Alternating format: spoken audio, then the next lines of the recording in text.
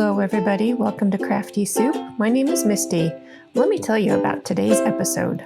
I'm here with a layout process video as part of the creative team over at ScrapHappy.org, and this month the team is talking about cascade design, and I am going to create a brand new layout with a bit of a twist to this cascade design. We're going to use some watercoloring and some interesting journaling, as well as some really simple embellishing to create this layout. So let's get started.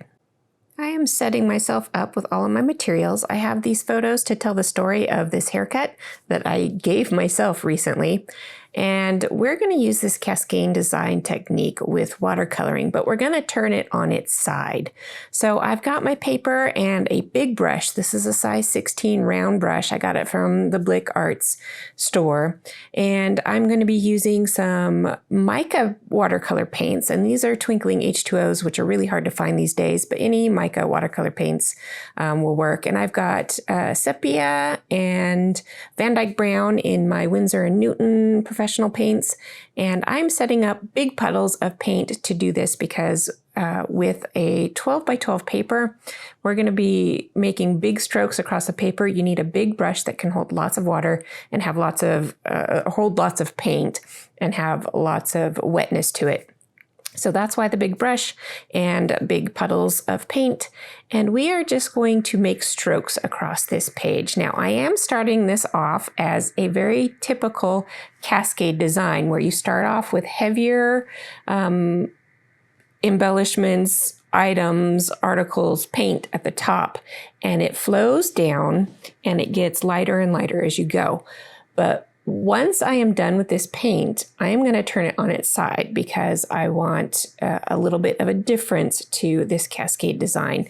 Now, it wouldn't necessarily be called cascading anymore because that starts at the top and heads towards the bottom, but it's the same idea, just with a twist to its side.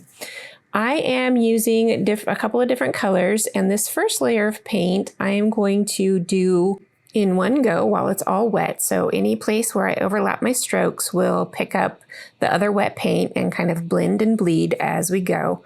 I am adding in light paint, dark paint, and this mica paint, which gives an effect of having gray hair, because that is the stage I'm at right now where my hair is rapidly turning gray in the front. And so I want to capture that as part of this layout because it's honest and it's what I'm going through.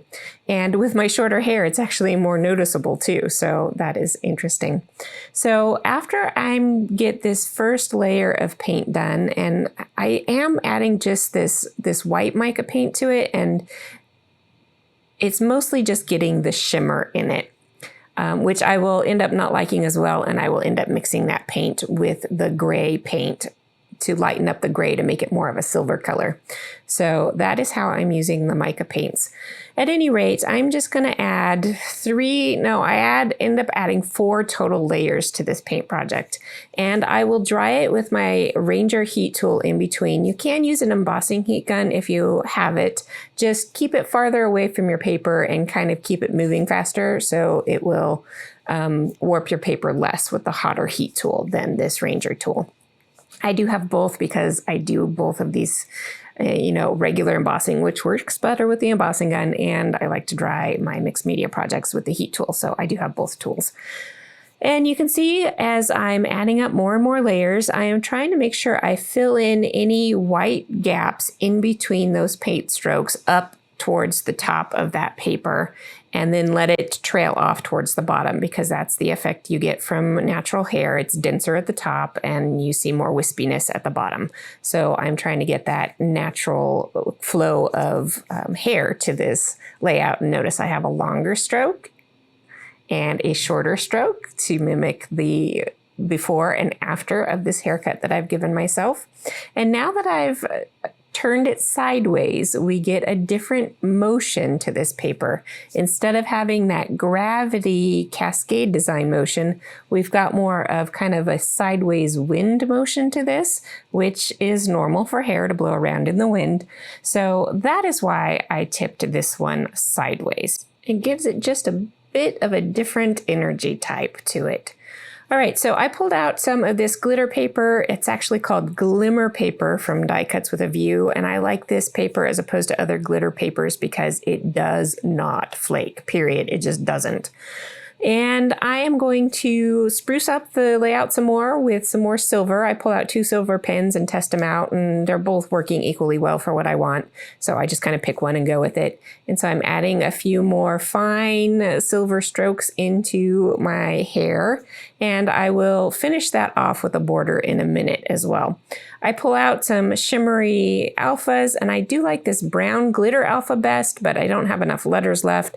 So I go ahead and go with the silver to match up with the silver that I put in my hair. Even though the matting on my photos is a darker color, I thought I wanted a darker letter, but I don't have that matching. So I'm just making do the best way I can with what I've got in my supplies. And I get my title lined up along the flow of my hair. And I do brayer it down to try and get it to stick better because those are old letters and the glue isn't great, but that doesn't really work, which comes into my advantage when I get to embellishing because I need to lift those up a little bit. And here is where I'm getting my doodle border on. Whenever I do these big background watercolors, I like to add doodle borders for kind of a containment element and a little bit of a design element so that it feels more finished. I glue my photos down because gluing things to watercolor paper can be a little difficult. I usually have a good time with my ATG gun, but in this case, I wanted to make sure they're really in place. And I am turning to my journaling. Now for this journaling, I am using different wedges of that watercolor to create my journaling, and that's going to create larger letters and smaller letters as I match up the height of my letters to the wedges in the watercoloring. Now, some of those wedges aren't really clear cut because of the flow that I get between colors when I'm painting wet strokes over wet strokes. So I'm just kind of picking and choosing carefully which wedges I'm going to go with through there. I do get my journaling to the bottom of that, and I'm not quite done with it. So I finished my journaling, flowed around the edge of my photo, and I'm perfectly happy with that. And then I turn to a little bit of embellishing. I know that I want some scissors icons, and the best place for me to find scissors in my stash is in my Crafty collection of papers and embellishments. So I pull that out and I find some scissors both for fitting along my title and for a couple of embellishment clusters. And I'm fussing around with things before I make some final decisions. I do have a hard time embellishing these types of watercolor layouts because these embellishments feel very cutesy and the watercolor has a different mood to it. And so I'm always not sure how to go about this. So I'm just putting in small clusters with pops of color to finish off this layout. I'm using those scissors to flow through my title as just kind of a story element. And I step back from all of my embellishments and create little clusters off on the corner because I was just starting to kind of do that sticker sneeze thing here. And I wanted to really focus in on 3 areas of embellishment, creating clusters with the similar elements to each cluster. So a floral element, a foam element, a scissor element, and yeah, those elements I made sure I had involved in each cluster so that they would be somewhat cohesive, not this sticker sneeze problem that I have on these types of layouts. And then they make some sense to the story. So that finishes off this layout for this time. I will have a few close-ups for you here.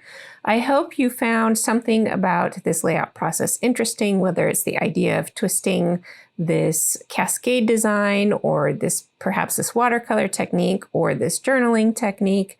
I had a lot of fun creating this layout despite having some challenges with how to embellish it. That is it for today. I will be back tomorrow with another mixed media layout as part of a hop for 2 different groups. I hope you will join me for that. And until then, have an artful day.